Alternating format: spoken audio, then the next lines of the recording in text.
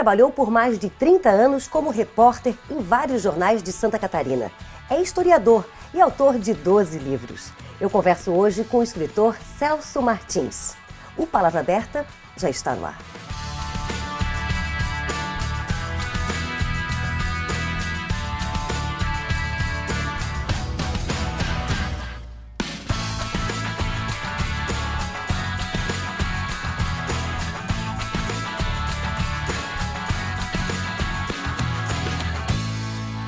Ô Celso, a paixão pela história começou antes do jornalismo? Sim, começou quando eu era criança ainda. Como foi? Uns primos meus encontraram em Laguna, numa obra, num hotel, em cima de um sítio, de um sambaqui, encontraram uns crânios, um crânio quebrado, esfacelado. Aí eu acabei trazendo isso para cá, eu estudava no colégio de aplicação e o professor Cabral, Oswaldo Rodrigues Cabral, estava recém criando o antigo Instituto Antropológico, que hoje é de Antropologia, que hoje é o Museu Universitário. E eu acabei levando esse material para ele, ele me acolheu e nas horas de folga eu ia conversar com ele, ele me ajudou. Fazer a montagem. Remontou o crânio. E aí, enquanto ele estava fazendo aquelas colagens e procurando encaixar a peça, ele me explicando o que era sambaqui, o que era... E ele era lagunense também, eu sou lagunense, então houve um interesse, assim, eu comecei a gostar de história e também tive várias excelentes professoras de história, né? Dona Leida Scheibe, a professora Carmen, e no colégio de aplicação, então isso aí juntou os dois e meu gosto pela história surgiu. Aguçou o gosto, né, com bons professores e bons profissionais. É. E daí, então, por que foi ser repórter? Bom, no colégio, também no colégio eu fazia, já com meus 11, 12 anos, eu fazia jornalzinho mimeografado, coisa e tal, e fazia poesia, escrevia, já gostava de ler muito. Aqueles jornaizinhos de Grêmio Acadêmico, aquelas coisas assim, faziam? Do governo comunitário, o nome do nosso Grêmio lá era Governo Comunitário. Depois, em 76, eu trabalhava, foi meu primeiro emprego, eu trabalhava na parte de audiovisual da UDESC. E um dia eu recebi a visita do Açoeiro Dias, que me convidou para ir trabalhar no antigo Diário Os Associados. E eu fui, e nunca mais saí. Tinha que aprender em campo, exercendo. Aprendia fazendo. Aí depois eu fui para o jornal, depois eu trabalhei também na Gazeta, na antiga Gazeta. Trabalhei no Bom Dia Domingo, que era um semanário distribuído de graça nas casas, tipo Shopping News em São Paulo, que tinha na época. E sempre como repórter até aí? Sempre como repórter. E também na produção de alguns programas de TV também mais tarde, né? Sim. No início da década de 90 fiz produção de rádio, Guarujá Repórter, na Rádio Guarujá. E também fiz produção na TV Barriga Verde. E como é que foi o primeiro livro, quando saiu? O primeiro foi um de poemas, em 81. São 9, 10, são 12. São 12 livros no total? Aí em 96, em 93, eu acho que foi em 93, 94, o Mário Pereira, jornalista Mário Pereira, que está no Diário hoje, abriu essa editora junto com a Ana Bessa e me convidou para escrever sobre a Anita Garibaldi. Aí saiu esse livro. Esse é um livro infanto-juvenil? Infanto-juvenil, com ilustrações do Clóvis Gayer. Contando a história da Anita Garibaldi. Isso, e depois daí, o próximo sobre a Anita eu ainda acabei lançando esse aqui, Aninha Virou Anita, nos 150 anos da morte dela. Né? E esse livro foi trabalhado, esse aqui saiu pelo Jornal Notícia, e esse aqui saiu pela editora Anita Garibaldi de São Paulo, que é um resumo desse aqui. Foram os 3 trabalhos que eu fiz sobre a Anita Garibaldi. Né? Depois desse primeiro livro veio esse aqui, Os Comunas. Esse aqui trata? Esse é a história do Álvaro Ventura, que foi um estivador, fundador do Partido Comunista aqui em Santa Catarina. Foi deputado classista em 34, secretário-geral do PCB, ele que entregou o cargo para o Prestes, ali em 45, né? E aí conheci o velhinho, né? E eu acabei fazendo a trajetória dele e a fundação do Partido Comunista aqui em Santa Catarina até 64.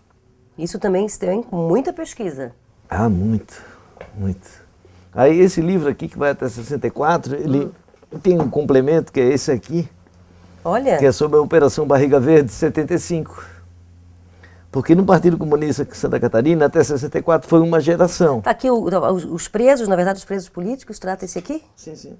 Ah, é. O Roberto Mota, que foi deputado estadual, o Marcos Cardoso, professor da engenharia, o Alessio Verzola, Teodoro Gerkov, que era um romeno naturalizado brasileiro já há muitos anos, o Amadeu, o Júlio, o Cirineu. A história de todos eles? Aí... Então esse aqui é um livro polêmico. É sobre a Operação Barriga Verde, né? Aquela que prenderam 42 pessoas em novembro de 75, foram levados a Curitiba, torturados barbaramente, tudo que é forma de tortura que se conhece, eles experimentaram. E aqui, esse pessoal que foi líder até 64, com um golpe, eles se afastam e assumem uma outra geração, que é essa geração que vai presa em 75. Sim. Então, na verdade, é meio que uma continuação do outro, né? E aqui é a tua casa. O que é que tu gosta de fazer aqui, assim, tantos livros? É uma biblioteca, né? Você praticamente mora, assim, rodeado de livros por todos os lados. Eu parto do princípio de que, o cara que é jornalista, repórter, e que está escrevendo, ele deve ter um conhecimento, no mínimo, um pouco acima da média, para poder acrescentar conteúdo, para poder dar uma informação de qualidade, né? Então, se a pessoa não está pesquisando, se atualizando, estudando, fuçando, vai escrever o quê? Né? Escreve, mas acho que não acrescenta muita coisa. Então, minha preocupação é essa, por isso eu tenho esse material todo aí, pastas e livros e DVD, CD. Vamos fazer assim então. Depois do intervalo, a gente vai dar uma andada por aqui, ver um pouquinho como funciona aqui o teu dia a dia dentro de casa. Até mais.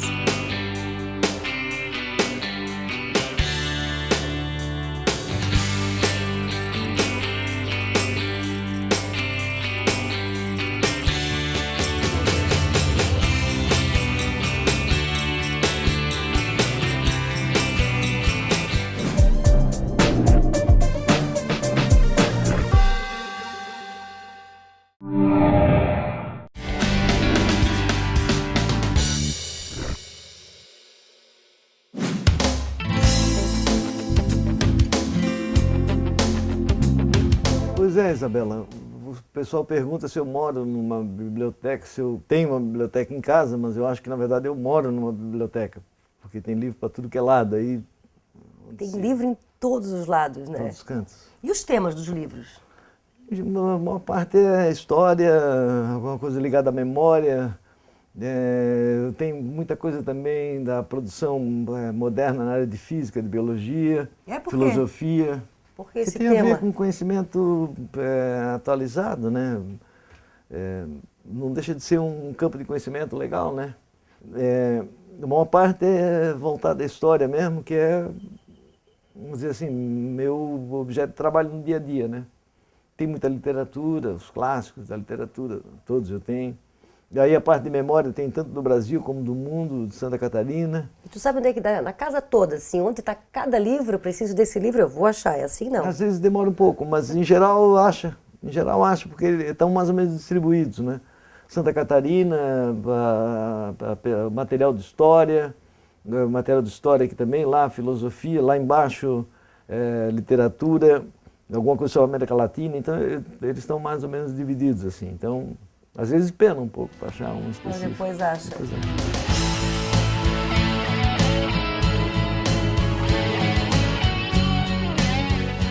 Celso, foram o quê? 30 anos de jornalismo? 30, um pouco mais de 30 anos de jornalismo diário.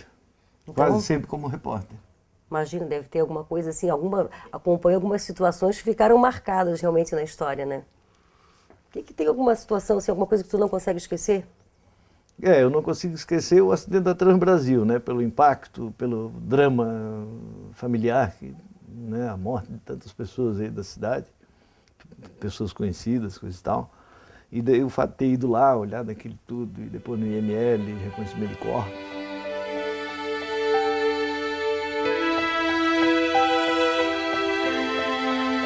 O acidente ocorreu no momento em que o avião se preparava para aterrissar no aeroporto Hercílio Luz, em Florianópolis, e bateu no Morro Virgínia, na localidade de Ratones, a quase 40 quilômetros do centro da cidade.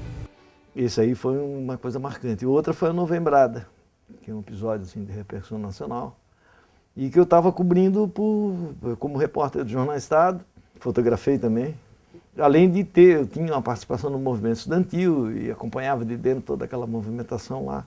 E como é que é, né? Qual é a experiência com a internet hoje, né? Depois de tantos anos trabalhando sem a presença dessa facilidade toda, e depois tu fizesse um blog, é totalmente diferente, né? Trabalhar como repórter agora. É diferente em termos assim de que a gente dá a linha editorial, a gente faz as opções, né? Primeiro foi um blog e depois passou a ser um site. Quando eu saí do Jornal Notícia, eu não tinha assim, perspectiva de ir para nenhum outro local, eu senti essa falta, né? Aquele dia a dia mesmo, aquela história de ir no local, ser o primeiro a saber, trazer, construir aquela rotina diária do repórter, que eu acho apaixonante. E como é que é hoje com o site? O que o site trata e qual é a tua função nele? Eu sou editor, repórter e fotógrafo também. Então tem alguma notícia aqui da região, trata da região de onde tu moras há tanto tempo?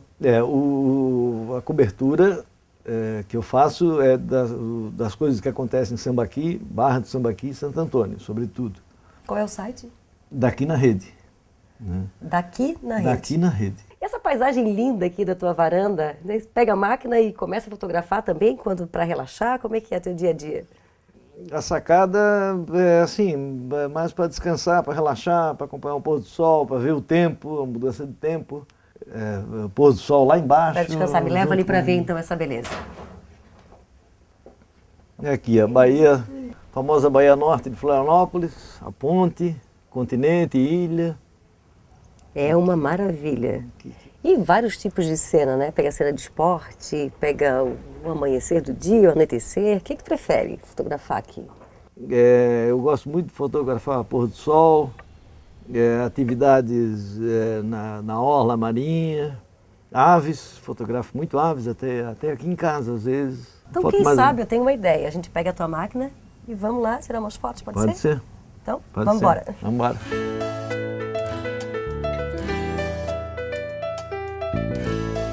Uma coisa que eu te falo, ó, esse contraste, o barquinho com a cidade, ó. Quer dizer, dá uma... Ó. Ai, que lindo. Contrasta uma coisa com a outra, né? E se tem alguém pescando, ou de stand-up paddle, ou mesmo navegando, é um contraste legal, né? Uhum.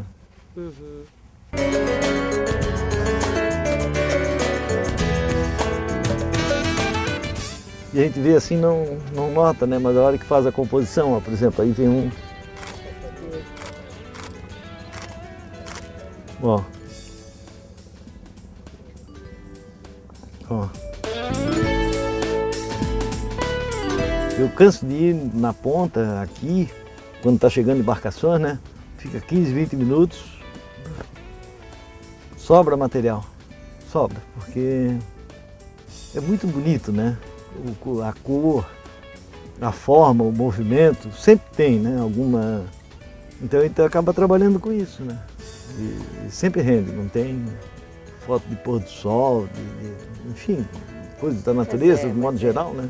A natureza ajuda, mas o fotógrafo é bom também.